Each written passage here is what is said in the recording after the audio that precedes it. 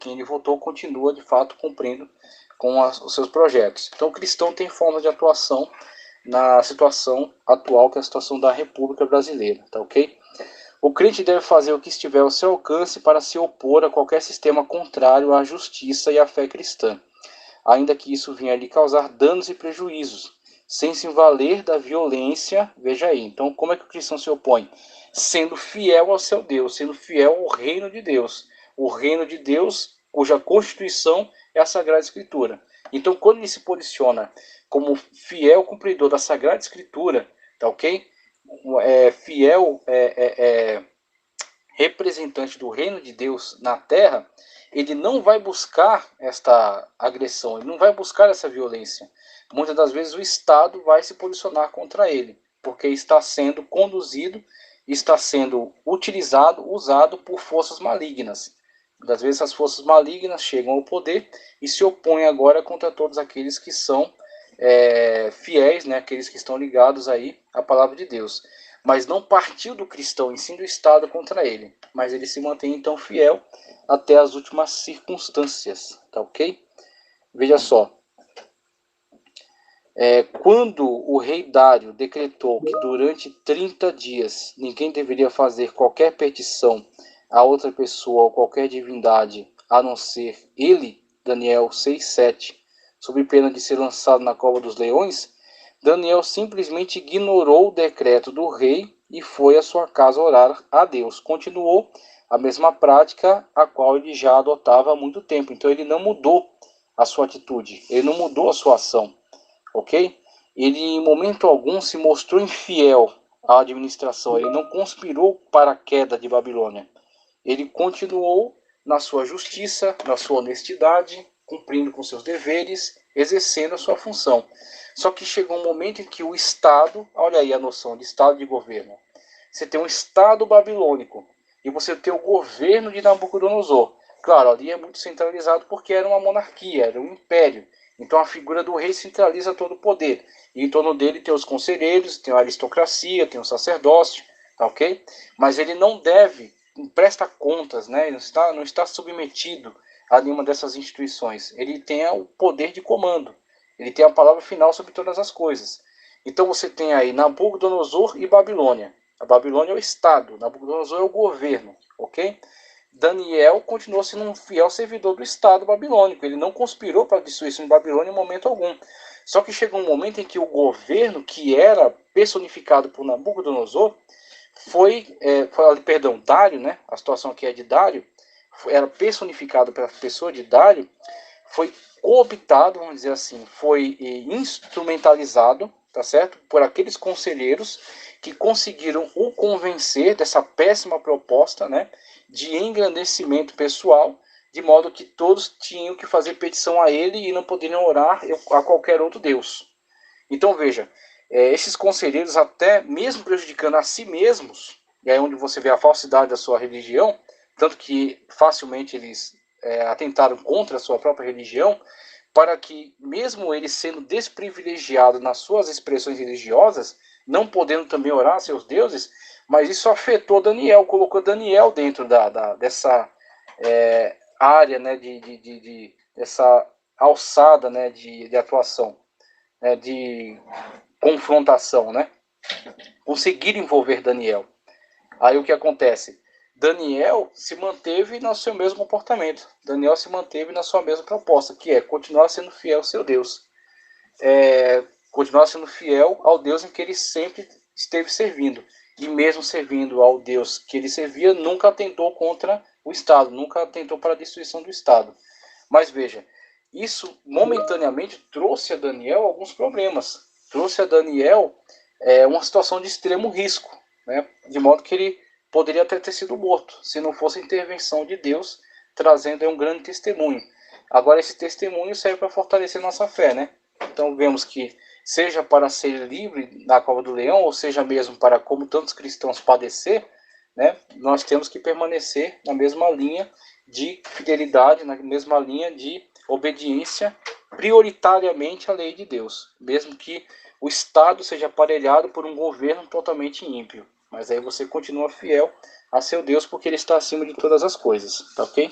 É interessante, então, olhar nessas situações práticas, elas demonstram para nós o que é essas situações arriscadas, né, de interação de certos governos, certas bandeiras, certas ideologias que querem tomar o aparelho do Estado e aparelhar o Estado para o cumprimento, então, das suas propostas. E aí temos que tomar cuidado e observar todos esses movimentos. Veja só, Daniel simplesmente ignorou o decreto, porque era totalmente ímpio, né, totalmente absurdo, o decreto do rei, e foi para sua casa orar a Deus, transgredindo assim o decreto do rei.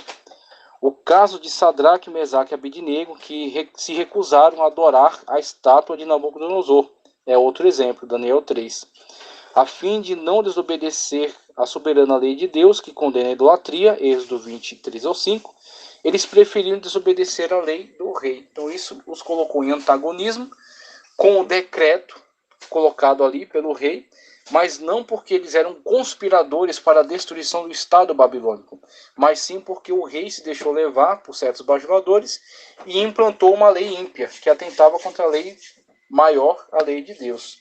Tá ok? Então, nessa situação, o crente é colocado como um opositor, mas ele não toma a posição de opositor de livre e espontânea vontade, porque o seu compromisso maior não é com esse tipo de oposição, mas sim uma oposição contra o pecado, uma oposição contra o diabo, uma oposição contra o mundo que está em trevas, uma oposição contra os inimigos de Deus. Nossa guerra não é contra a carne nem contra o sangue, mas contra as hostes espirituais da maldade nos lugares celestiais.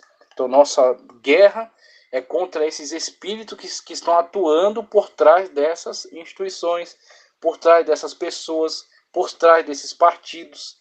É aí onde está a guerra do crente. A guerra do crente é contra estas hostes da maldade, tá ok? Que em certas situações acabam colocando seus representantes nestas posições de poder. Então eu quero trazer aqui, como contribuição, uma leitura breve aqui, primeiramente no livro A Idolatria do Estado, tá ok? A Idolatria do Estado, de Franklin Ferreira. Que vai nos trazer exatamente um direcionamento sobre essa correta noção dos limites do Estado, tá ok? Porque tem muitas pessoas que acabam gostando de certas propostas, né? Muitas propostas que foram colocadas aí durante muito tempo, de um assistencialismo muito extenso, mas elas se esquecem que quanto mais nós mergulhamos num estado assistencialista, num estado que interfere demais na educação, por exemplo, dos filhos, que interfere dentro do seio da família, que tenta controlar até, né, a questão da igreja, nós estamos dando lugar a um estado muito poderoso, tá certo? Um estado muito centralizador e que facilmente pode se tornar um estado opressor. Estado que vai agora, uma vez que os cidadãos estão tão dependentes dele, vai começar a oprimi-los, né, ou vai começar a controlar demais as suas vidas, não permitindo que eles tenham mais liberdade. O caminho para a perda da liberdade é exatamente isso aí. Então, que é dar muito poder ao Estado. Veja só, por uma defesa dos valores que definem a República, de Franklin Ferreira, contra a idolatria do Estado. Contra a idolatria do Estado, o papel do cristão na política. Veja só. Página 212. Em conclusão a tudo o que vimos nesse capítulo, historicamente os cristãos defendem os valores que definem uma república, os quais são os esboçados a seguir, podendo ser deduzidos ou inferidos da Escritura. ênfase, veja aqui, ó, ele vai começar ponto a ponto. ênfase nas funções primordiais do Estado em que os governantes têm a obrigação de zelar pela segurança do povo. Afinal, para isso pagamos impostos. Romanos 13, 1 ao 7. Obrigações de Estado. A questão da segurança pública, por exemplo. Centralidade do centralidade do contrato social, aquele acordo entre os membros de uma sociedade pelo qual reconhecem a autoridade sobre todos de um conjunto de regras e uma estrutura protetora de responsabilidade mútuas, que é a Constituição, a Carta Magna, a qual limita o poder, organiza o Estado e define os direitos e garantias fundamentais. Então, o controle, a decisão, o poder não está na mão de uma pessoa, não está na mão de um governo, de um partido, ele foi deliberado e votado, tá ok? E foi formalizado numa carta magna, num documento, numa constituição, tá ok? Que está acima das leis. Todas as leis são submetidas, são subordinadas à Constituição. Então, a Constituição rege, ela organiza o Estado, né? As esferas de poder do Estado, e ela submete, então, todos a esta obediência mútua, ok? Para que haja, então, um meio pelo qual todos estão submetidos a este controle e não podem, então, abusar do poder. Uma vez que estão submetidos a esse controle que foi votado, que foi deliberado, não podem, então, abusar do poder a partir desse controle constitucional, tá ok? Limitação da extensão e do poder do Estado, pois com base nas Escrituras, entende-se que o governo não tem autoridade para estabelecer impostos exorbitantes, redistribuir propriedades ou renda ou confiscar depósitos bancários. Interessante isso, né? Veja, você vê que com esse tipo de iniciativa existe uma limitação à atuação do Estado. O Estado não é todo poderoso. O Estado não pode sair por aí fazendo o que quiser. É interessante esses estados coletivistas, como citei, né, o fascismo, nazismo, comunismo, porque é exatamente esse tipo de coisa que eles fazem. No nazismo, eles confiscaram os bens dos judeus e redistribuíram esta riqueza. No fascismo também partiram para cima desse tipo de iniciativa. E no comunismo, através da chamada glasnost e a perestroika, eles tomaram terras e redistribuíram essas terras. Agora, essas pessoas que foram alcançadas por essa distribuição, nenhuma delas foi autorizada a se tornar proprietária daquela terra que lhe foi concedida para a plantação, mas todas ficaram subordinadas ao Estado. Então era estatal, tudo era do Estado. E o Partido Único governava, controlava, administrava, geria, então todos esses bens que eram totalmente vinculados ao Estado. Então se tornou, vamos dizer assim, uma escravidão de todos, a escravidão de toda a população. Todos se tornaram escravos do Estado. A primeira coisa que acontece, por exemplo, no país comunista é eles proibirem entrada e saída livre dos cidadãos. Os cidadãos não são livres para ir e vir. Eles são obrigados a se manter dentro daquele Estado. Eles são instrumentos do Estado. Tá ok? Pode ver que todo país onde o comunismo chega ao poder, ele se torna uma ditadura. Separação e cruzamento fiscalizador. Separação e cruzamento fiscalizador. Freios e contrapesos entre os poderes executivo, legislativo e judiciário, para que nenhum poder acumule poderes absolutos, e para que sempre haja entre os poderes separação, independência e harmonia. Então, não é que o presidente da República, que é da Casa do Executivo, manda em todos os demais, de forma alguma. Ele é o chefe de uma casa de poder, que é o poder executivo, um partido que chega ao governo pelo voto, tá ok? E agora tem uma proposta de governo, mas que tem obrigações em relação ao Estado, ok? E que será também vigiado pelas outras casas de poder, o judiciário e o legislativo. Então, o presidente, por exemplo, não pode sair por aí criando a lei que quiser. E ele também não pode desobedecer à Constituição. Como também o judiciário não pode criar lei, como temos visto aí em situações até o judiciário se excedendo, né? Mas o judiciário não pode criar leis, ele tem que fiscalizar as leis, o cumprimento devido das leis, ok? Como também o legislativo não pode tomar o lugar do executivo. Então ele tem que construir, né, estas leis através da votação, do debate. Então eles projetos, propostas, votação, aprovação, então as leis são criadas. Então, cada casa de poder tem poderes limitados para que nenhuma se exceda, tá ok? Para que haja, então, um sistema de freios e contrapesos e tudo seja gerido para o bem da coletividade. Veja.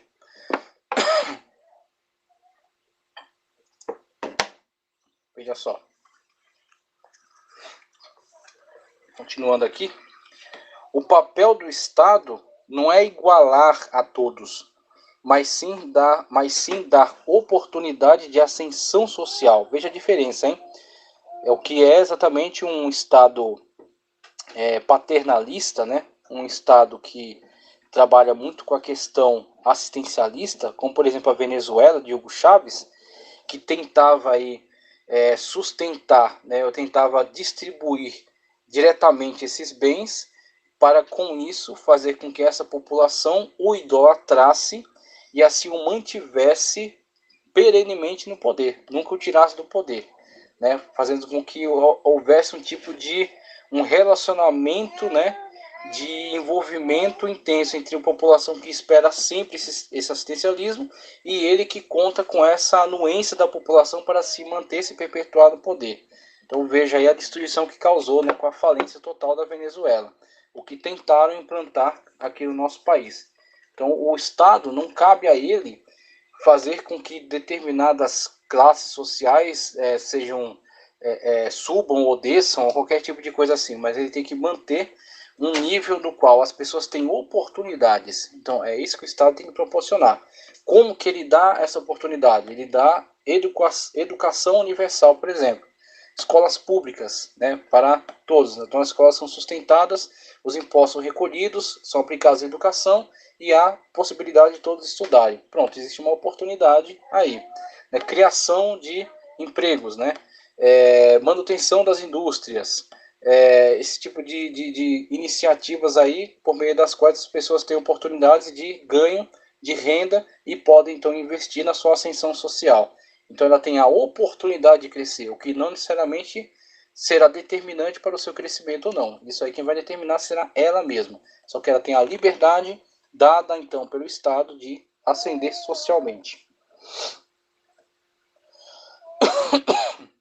Apoio a associações e organizações que promovam a justiça em todos os aspectos da vida, especialmente aos marginalizados e oprimidos. E aí onde entra essa questão assistencialista é importante, mas ela é indireta. Então você tem grupos sociais que promovem esse apoio, promovem essa ajuda, promovem esse auxílio, esse socorro, e o Estado então pode favorecer de modo que eles possam então fazer esse trabalho, alcançar os menos favorecidos. Mas o Estado não pode se beneficiar diretamente disso, porque senão cria uma relação que é muito perigosa, uma relação que é muito prejudicial. Promoção de uma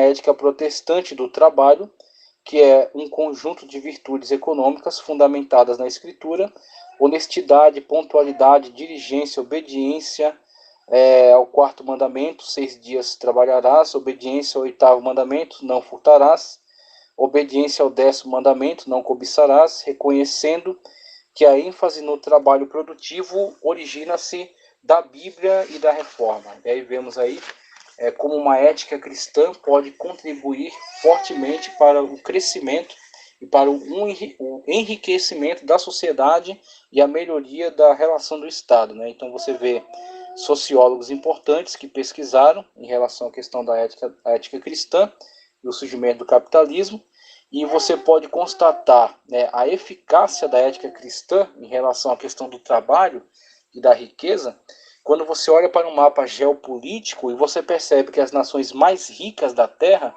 são nações prioritariamente de uma ética protestante, ok?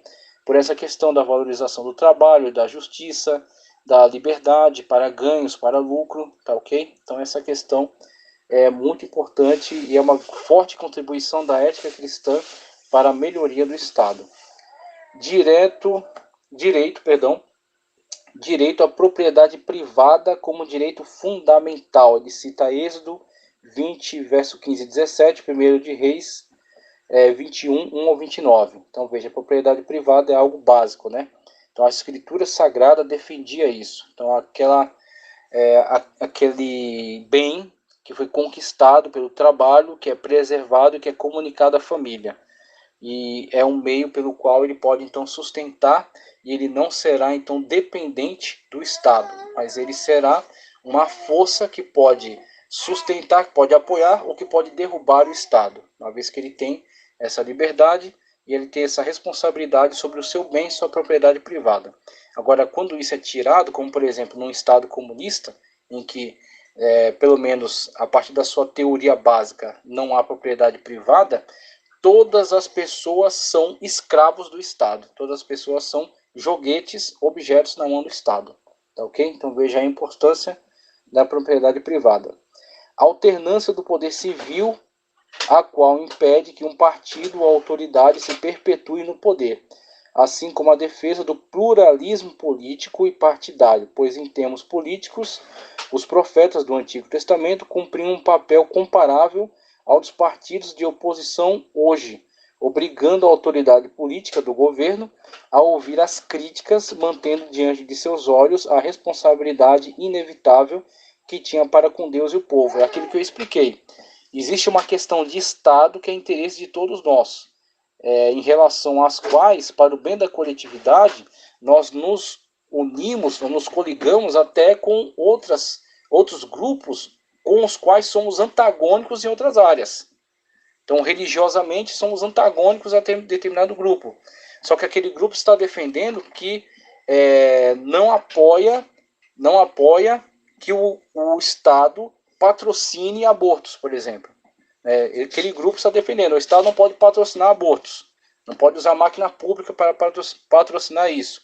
Muito bem, aquele grupo, eu não concordo com eles nas suas ideias, de modo geral, mas essa proposta de Estado eu concordo, então onde você vai se aliar a ele. Mas, por outro lado, existem outras questões que são de governo e que são bandeiras partidárias. Aí você tem que ver, aquele partido, muitas das vezes, ele está defendendo ideias que eu sou contra.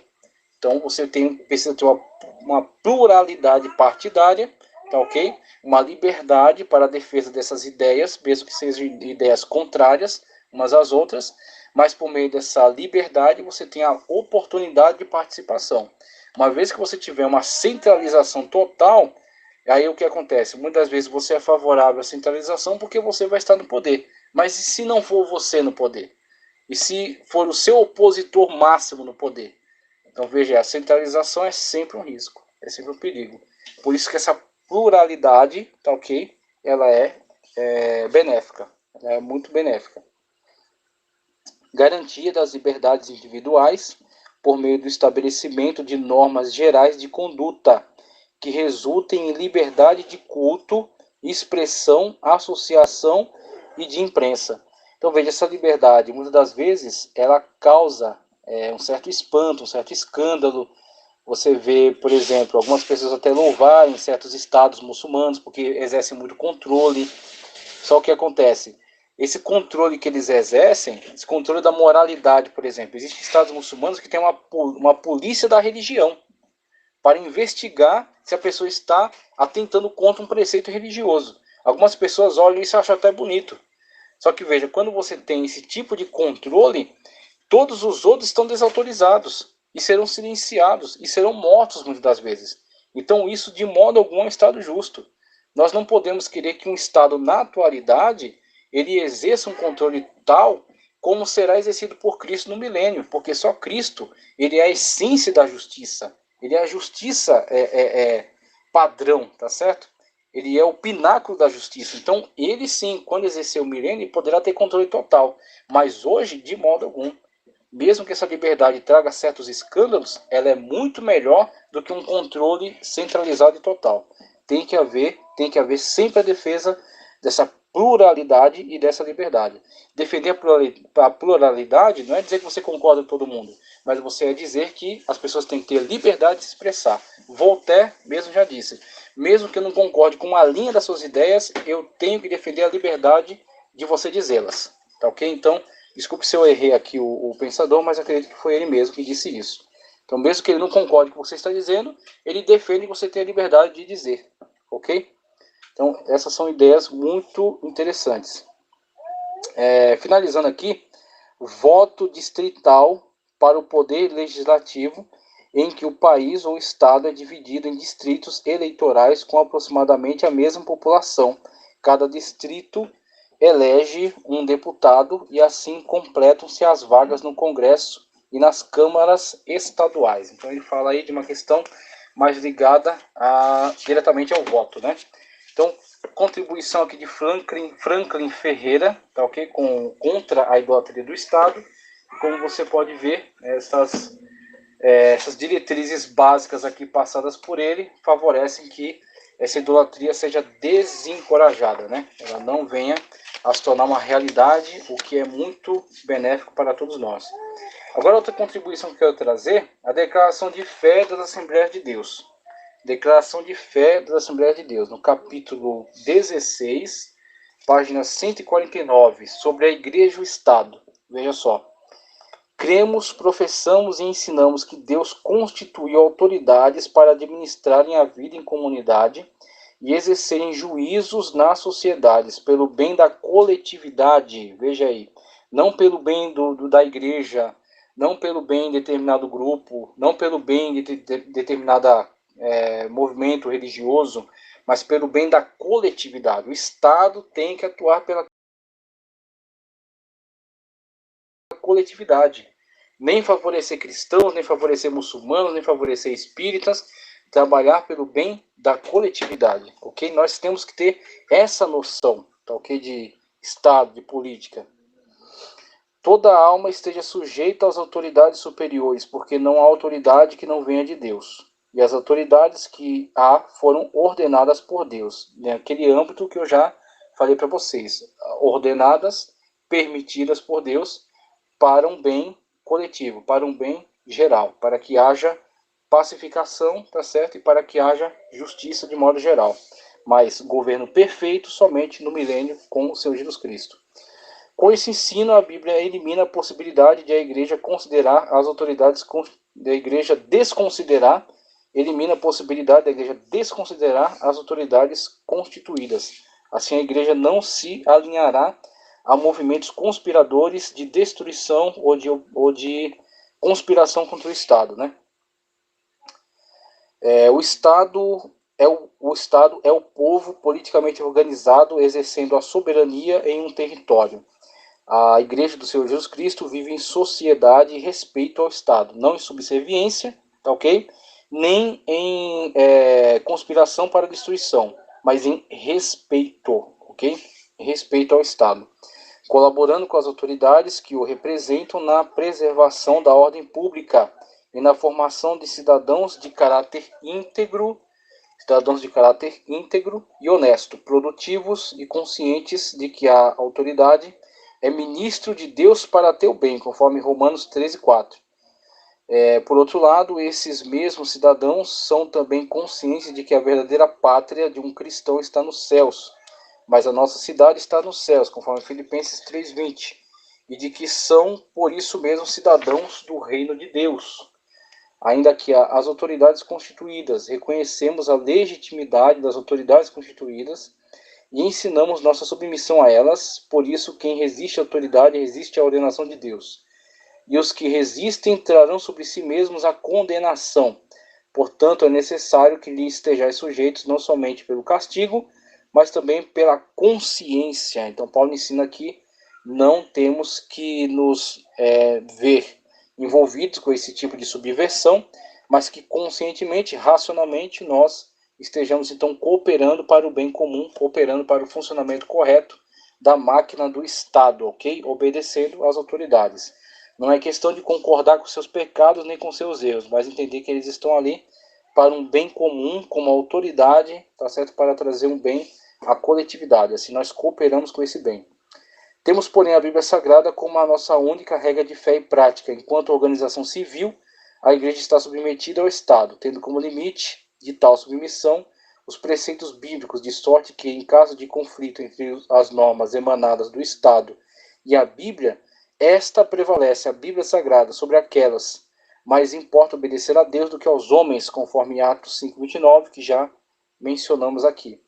O direito de sufrágio, sendo um direito público, subjetivo, de natureza política, o sufrágio decorre naturalmente de nossa condição de cidadão, pelo que, como cidadãos cristãos, podemos votar, ser votados e participar da organização e da atividade do poder estatal. E é onde entra a atuação do cristão, seja votando, seja sendo votado, mas atuando no Estado para o bem, não da sua igreja particularmente, mas da coletividade de modo geral. Agora também, como partido, com as suas propostas, sendo votado e lutando aí pela aprovação das suas propostas, sem afetar de modo geral, o funcionamento da máquina pública, tá ok? Então temos aí essas noções que são fundamentais, são importantes, e nós temos que também nos conscientizar do nosso papel em relação a isso. E aí passo para o próximo ponto, quando fala aqui do pagamento de impostos. Veja,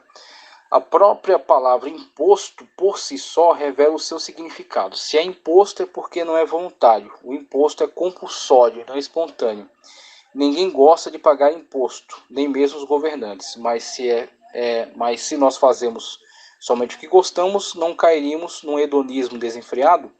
Os históricos diziam: evitar o evitável, suportar o inevitável é sabedoria. Evitar o evitável e suportar o inevitável é sabedoria. Pagar impostos é suportar o inevitável e o amargo dever de todo cidadão. O que aconteceria se ninguém pagasse imposto? A sociedade entraria num completo estado de anarquia. Não haveria governo e o ser humano não sabe viver sem um governo que o dirija. Não havendo governo, por não haver arrecadação de impostos, consequentemente não haverá ordem social, nem qualquer tipo de organização pública, tais como segurança, saúde, educação, etc. Nesse efeito, cascata, os mais fracos são sempre os mais prejudicados. Assim sendo, não temos que olhar para essa questão, infelizmente ela é muito presente, dos desvios, dessa corrupção que agrava o nosso país, infelizmente. Isso está presente, isso tem que ser denunciado, tem que ser perseguido, tem que ser sanado. Só que isso não nos dá o direito de burlar nossas obrigações, uma vez que nós precisamos de iluminação pública, nós precisamos de policiamento nas ruas, nós precisamos que as atividades sanitárias funcionem, nós precisamos que lá no posto de saúde e nos hospitais tenham médicos dando plantão, de escolas para onde nossos filhos possam ir e estudar, tá ok? Então, uma vez que nós nos utilizamos de todos os serviços, somos também encarregados, e aí onde entra a nossa obrigação, temos obrigação então de recolher, como são recolhidos todos os impostos, imposto sobre todos os produtos que são consumidos, e imposto de renda, atingindo determinada faixa de renda, então reverte-se uma parte para o Estado. Então, mesmo que haja toda essa questão dessa corrupção, há também a nossa responsabilidade, uma vez que somos participantes e usufruímos de toda essa máquina. Quem não estiver feliz com isso, pegue sua família, pegue suas coisas e vá para o meio do mato. Mas sabendo que mesmo ele vivendo isolado dentro do mato, ele está dentro de alguma faixa territorial de um estado. Então ele vai poder ficar lá isolado até em algum momento chegar no estado lá, passar uma rua, passar a luz elétrica, as redes de fios de energia elétrica lá, e ele também começar a ser obrigado a pagar imposto sobre esses benefícios, tá ok? 2 versículos que eu coloquei aqui para ilustrar essa questão do nosso comprometimento, nosso envolvimento com essas questões são Evangelho de João 19:11, dizendo: respondeu Jesus: nenhuma autoridade teria sobre mim se de cima não te fosse dada. Por isso, quem me entregou a ti, maior pecado tem. Jesus Cristo, diante de Pilatos, colocando Pilatos em sintonia com a sua real situação. Pilatos disse para Cristo, sabes que eu tenho poder para te soltar ou para te condenar? E Cristo então atualiza ele sobre essa situação na qual ele é apenas uma peça, ok? Pilatos é apenas uma peça dentro desse grande plano de Deus que estava se concretizando. Então assim também acontece com as autoridades da atualidade, mesmo tendo elas atentando contra Deus, mesmo elas se voltando contra a igreja, elas desprezando a palavra de Deus, Deus não perdeu o controle sobre a história. Então nós não precisamos estar tentando, vamos dizer assim, vamos ajudar Deus, vamos derrubar esse, vamos levantar aquele. Deus não precisa desse tipo de ajuda, Deus precisa de obediência, que você obedeça a sua palavra e que você seja fiel até as últimas consequências, e Deus cuida da história, tá ok? Então Cristo colocou essa situação muito clara. Olha, você está aí mesmo para realizar isso que você vai realizar, porque Deus permitiu que você estivesse aí, porque Deus de fato colocou e quer que você faça aquilo que você está fazendo, tá ok? Então vemos aí a situação na qual mesmo esses governantes, eles numa situação geral, numa situação última, numa situação final, eles estão submetidos ao plano perfeito de Deus, que vai se cumprir, apesar desses desvios, apesar dessas pessoas que tentam sempre se posicionar contra o plano perfeito de Deus. O plano de Deus se cumpre. Dai a César, Dai, pois, a César o que é de César, e a Deus o que é de Deus. Evangelho de Lucas, capítulo 20, versículo 25.